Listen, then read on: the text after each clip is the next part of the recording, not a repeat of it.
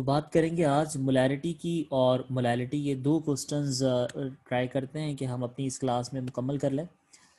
Question इस वक्त आप स्क्रीन पे देख रहे हैं। क्वेश्चन लिखा है हमने कि calculate the molarity of a solution containing 4 gram of sodium hydroxide in 500 cubic centimetre of solution. Means what, you have to find out the molarity. आपको जो है वो मोलैरिटी मालूम करनी है। तो calculate the molarity, it's mean molarity आपने calculate करनी है। मोलैरिटी आपको मालूम है कि कैपिटल एम से लिखते हैं, लिहाजा आपने लिखा capital M is equal to question mark. Question mark आपने इसलिए लिखा है because you are about to find out the molarity और the molar concentration of the solution. आप इस कंसंट्रेशन, आप इसकी मोलर कंसंट्रेशन मालूम कर रहे हैं, लिहाजा आप इसे एम से लिख रहे हो। इसके बाद आपसे कहा गया है कि 4 ग्राम ऑफ सोडियम हाइड्रोक्साइड, यानी कि मास ऑफ सब्सटेंस जो आपके पास गिवन है, that mass of substance is 4 gram. तो आपने लिखा mass of substance is equal to 4 gram. Then आपसे कहा जा रहा है 4 ग्राम मास ऑफ सब्सटेंस के बाद इन 500 cubic centimetre of a solution, यानी कि वॉल्यूम आपके पास गिवन है and that volume is 500 cubic centimetre या मिलीलीटर। तो आपने वॉल्यूम भी जो है वो 500 क्यूबिक सेंटीमीटर अपने पास नोट कर। अच्छा, फॉर्मूला हमें जो गिवन है दैट इज सोडियम हाइड्रोक्साइड। इस सोडियम हाइड्रोक्साइड का हमें मोलर मास कैलकुलेट करना आना चाहिए। और मोलर मास हम कैसे कैलकुलेट करते हैं, जो हम प्रीवियस वीडियोस में पढ़ भी चुके हैं। हमने फॉर्मूला लिखा दैट इज सोडियम हाइड्रोक्साइड। हम बोलते हैं पहला सब्सटेंस, पहला जो एलिमेंट है that is the sodium, second one is the oxygen and third one is the hydrogen. Sodium जिसकी क्वांटिटी यहाँ पर 1 है, ऑक्सीजन इसकी क्वांटिटी भी 1 है, और हाइड्रोजन भी इस फॉर्मूले के अकॉर्डिंग 1 है। हमें मालूम होना चाहिए कि सोडियम का मास होता है 23, तो 23 वंस आर 23। ऑक्सीजन का मास होता है 16, so 16 ones are 16 and hydrogen atomic mass is 1, तो 1 वंस आर 1। हम इसका सम लेंगे, 23 plus 16 plus 1 is equal to 40। तो इसका जो मोलर मास है ये हमने कैलकुलेट किया, जो कि 40 है।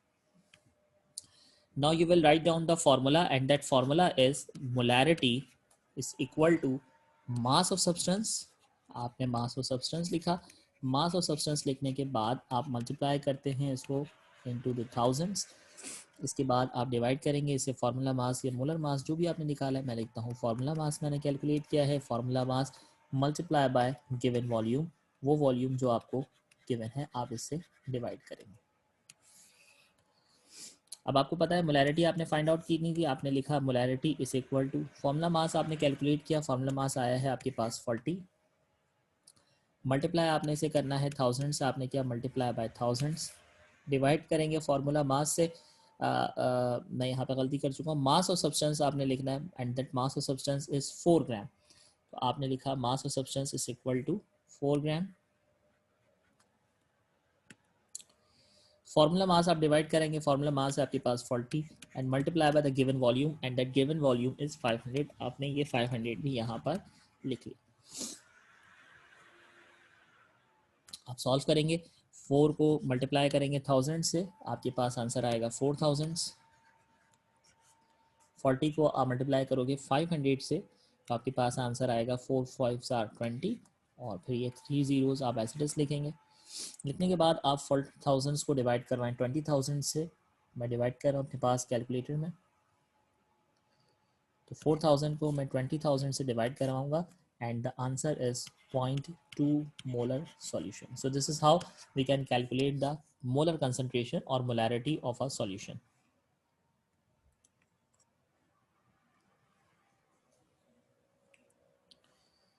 फार्मूला मास को बिल्कुल मल्टीप्लाई किया जाता है 40 से। फार्मूला मास को मल्टीप्लाई करेंगे वॉल्यूम से। जी हाँ, फार्मूला मास को आप मल्टीप्लाई करते हैं वॉल्यूम से। ठीक है, नेक्स्ट क्वेश्चन की तरफ जाते हैं। और next question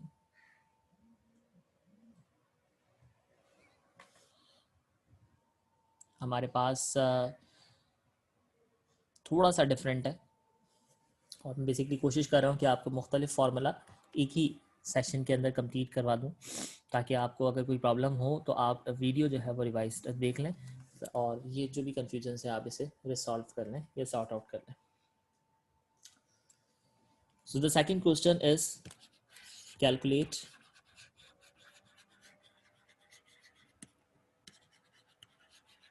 molarity of a solution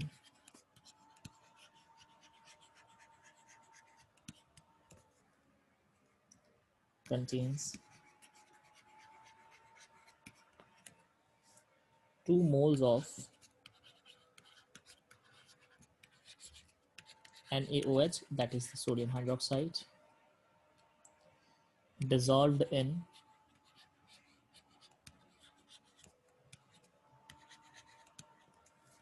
0.5 liter of solution।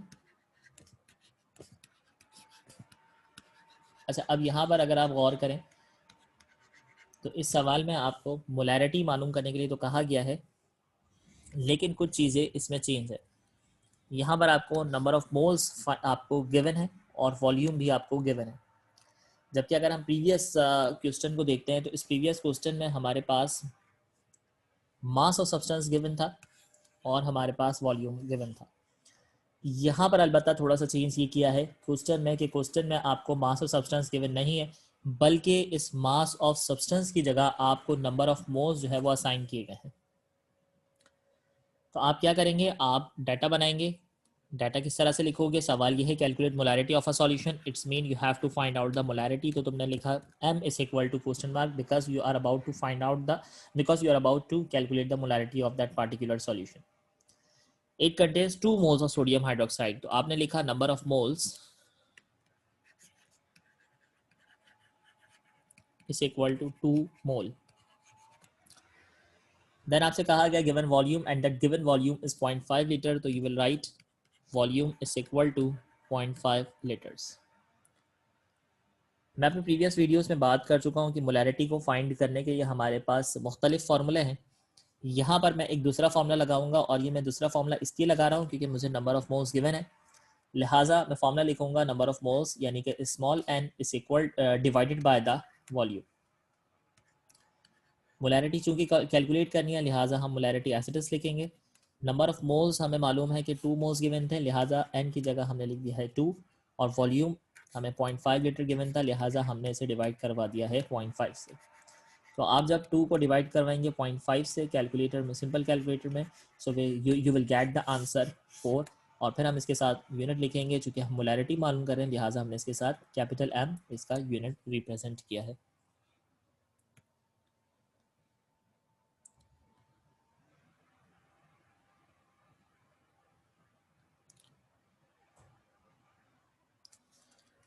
N is equal to number of moles and V is equal to volume।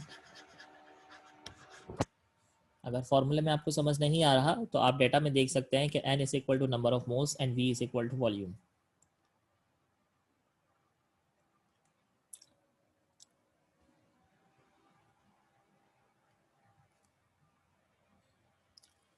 तो आई होप ये 2 फॉर्मूले जो मैंने इस वक्त आपके साथ शेयर किए हैं ये आपको समझ में आ गए होंगे।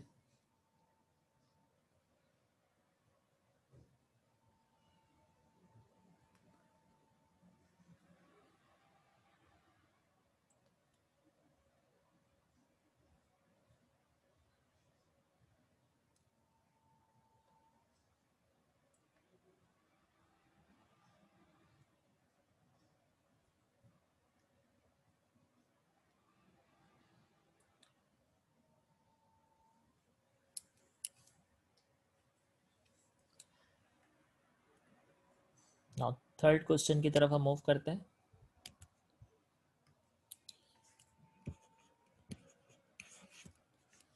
And the question is calculate the molarity of a solution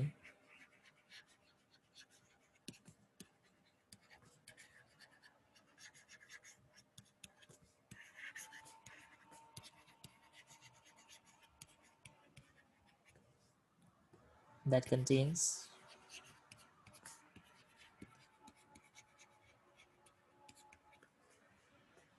20 gram of sodium hydroxide। Let's suppose मैं इसे चेंज करके लिखता हूँ calcium hydroxide. Let's suppose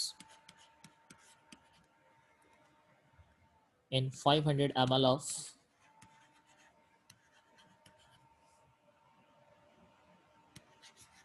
solution। Now the question is calculate the molarity. आपको मोलैरिटी जो है वो मालूम करनी है, तो आप लिखेंगे m is equal to question mark.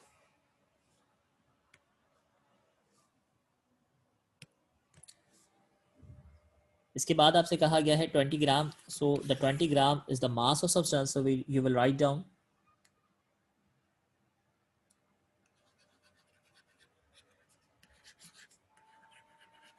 mass of substance is equal to 20 gram. 500 ml of solution, यानी कि आपको वॉल्यूम गिवन है, so you will write 500 ml। और इसके बाद आप फार्मूला मास देखेंगे, so the compound is calcium hydroxide. इसे गौर से देख लीजिए ताकि आपको पहला पार्ट भी समझ में आ जाए कि मैंने किस तरह से फार्मूला मास कैलकुलेट किया था, मॉलिक्यूलर मास या मोलर मास में कैलकुलेट कर रहा हूँ। इसका मैं मोलर मास कैलकुलेट कर रहा हूँ। चूँकि कैल्शियम एटम लिखा है लिहाजा मैंने लिखा कैल्शियम। कैल्शियम के साथ कुछ नहीं लिखा हुआ, it's mean it has the number of atom is only 1। Oxygen bracket में लिखा है, तो ब्रैकेट के बाद जो हमारे पास फॉर्मूला है, तो हम यहाँ पे लिखेंगे इसको 2।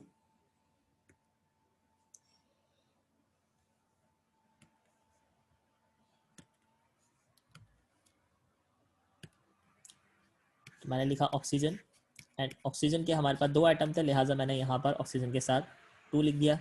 हाइड्रोजन भी ब्रैकेट के साथ लिखा हुआ है, इसलिए हाइड्रोजन के भी हमारे पास टोटल जो आइटम है वो 2 है। कैल्शियम को मल्टीप्लाई करेंगे इसके एटॉमिक मास से, and that atomic mass is the constant value which is 40।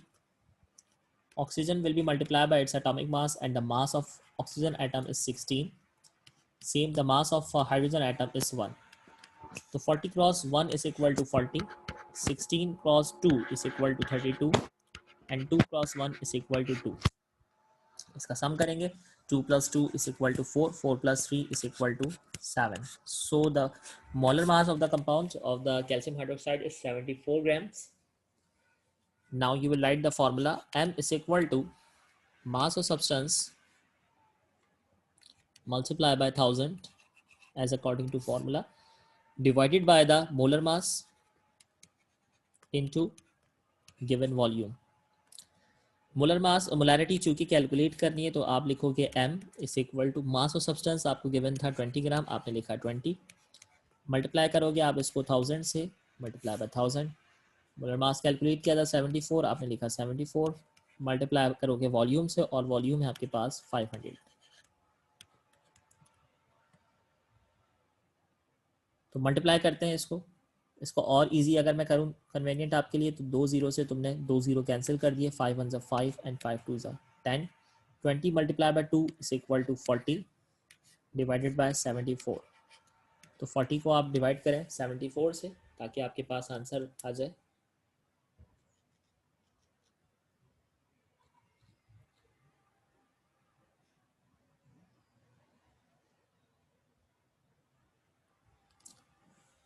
So the answer is 0.54 molar solution.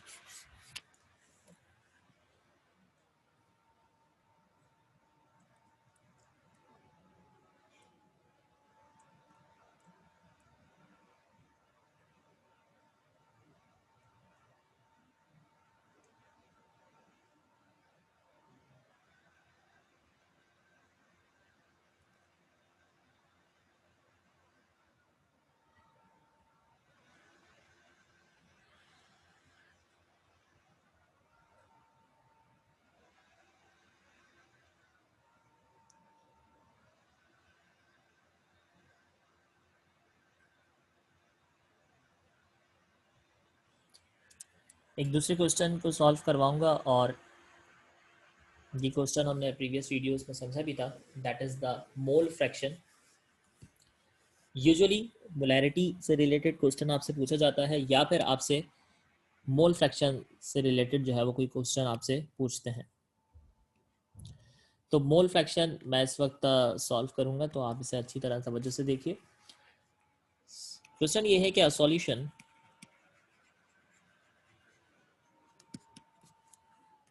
that contains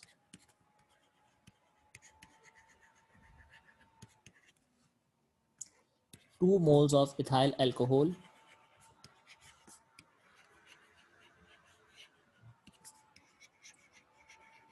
ethyl alcohol को दूसरे अल्फाज में हम इथेनॉल भी कह सकते हैं, and 3 moles of water.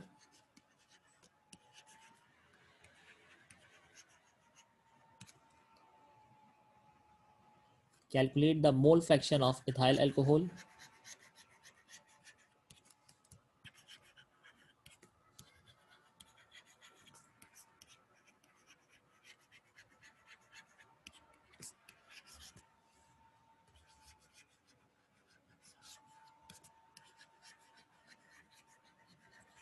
Calculate the mole fraction of ethyl alcohol and water in the solution.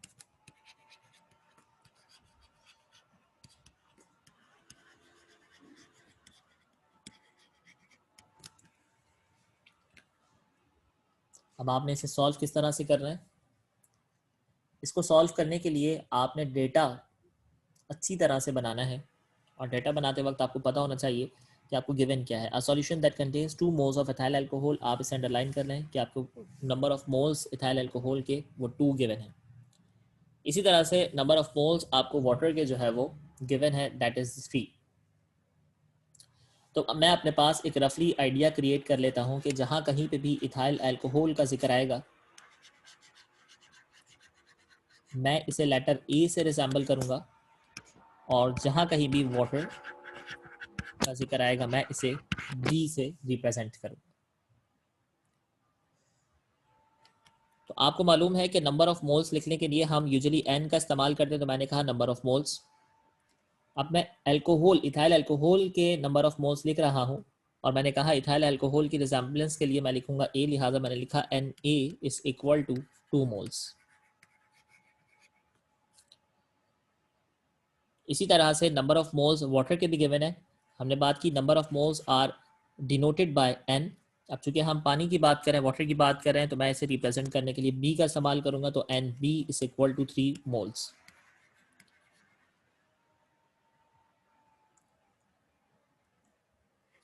अब याद रखिएगा कि मोल फ्रैक्शन मालूम करते वक्त हमें number of moles of A और number of moles of B, ये दोनों पता होने चाहिए, मालूम होने चाहिए। तो लिहाजा हम इसे कहते हैं x, and this x is equal to number of moles of A plus number of moles of B. इस x को हमने अगेन लिखा, नंबर ऑफ मोल्स ए हमारे पास है 2 plus number of moles of B हमारे पास है 3, तो x की वैल्यू जो हमारे पास आई है दैट इज 5।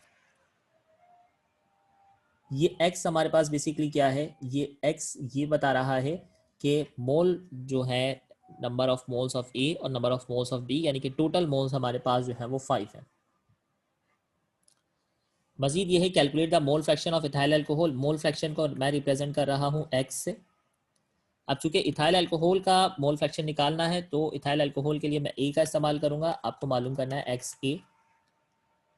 और इसी तरह से वाटर का भी आपने मोल फ्रैक्शन बताना है, तो मोल फ्रैक्शन बताने के लिए आप इस्तेमाल करेंगे एक्स और इसके साथ लगाएंगे बी, और ये भी आपने कैलकुलेट करना है, लिहाजा आपने यहाँ पे भी क्वेश्चन मार्क लिख लिया। क्वेश्चन मार्क लिखने के बाद अब आपको मालूम है कि आप एक्स ए और एक्स बी कैलकुलेट कर रहे हैं, तो मैं इसे अपनी आसानी के लिए यहाँ पर एक्स के बजाय मैं इसे कहता हूँ कि ये एक्स ए है, बी है, और ये जो एक्स है दैट इज द एक्स सी। तो इसे मैंने एक्स सी का नाम दे दिया।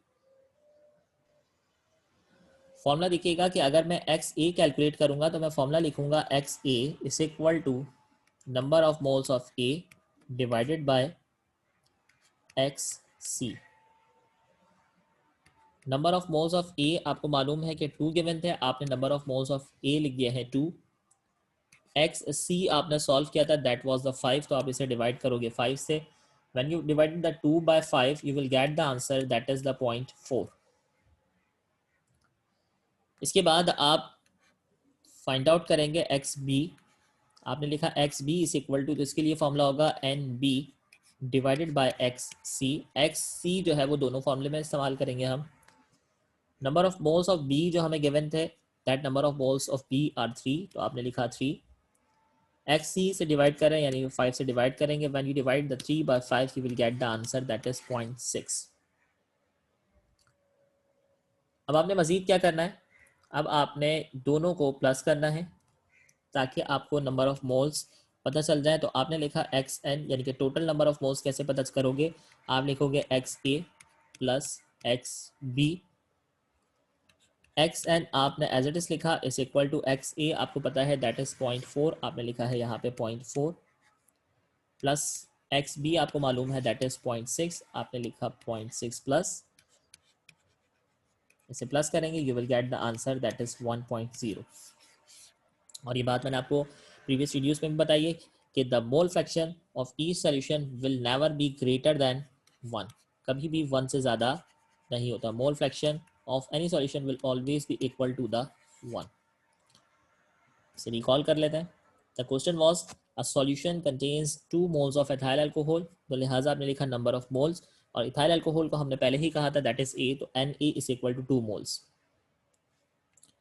इसी तरह से हम जब बात कर रहे हैं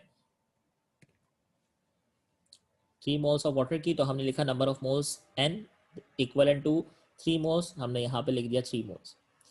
now we need to find out the mole fraction of ethyl alcohol and water, हमें दोनों का मोल फ्रैक्शन निकालना है। तो हमने कहा एक्स ए और एक्स बी हमें दोनों मालूम करना है। एक्स ए और एक्स बी मालूम करने से पहले हमें ये पता होना चाहिए था एक्स सी क्या है। तो एक्स सी हम कैसे निकालेंगे, N A plus N B करेंगे, यानी कि 2 + 3 we will get X C which is the total number of moles present in this solution. अब हमें फ्रैक्शंस भी बताने, तो हम क्या करते हैं, एक्स ए यानी कि इथाइल अल्कोहल का मोल फ्रैक्शन बताने के लिए हम क्या करेंगे, इसके मोल्स को डिवाइड कर देंगे टोटल मोल से। इसके टोटल मोल्स जो है हमने सम किया था दैट वाज 5, और इथाइल अल्कोहल के इटसेल्फ टोटल 2 मोल्स मौजूद थे, लिहाजा 2 divided by 5 we will get the answer 0.4। और फिर जब हम मालूम करेंगे वाटर के मोल्स, तो वाटर के मोल्स हमें पता है 3 divided by total moles, which total moles are 5, 3 divided by 5 is equal to 0.6। हमें total mole fraction find out करना था, लिहाजा हमने कहा कि X N is equal to X A plus X B. X A मतलब इथाइल अल्कोहल के mole fraction, plus कर रहे हैं हम मोल फ्रैक्शन ऑफ वाटर, तो 0.4 plus 0.6 is equal to 1.0। So this is all about for today's lecture. Wish you all the best of luck.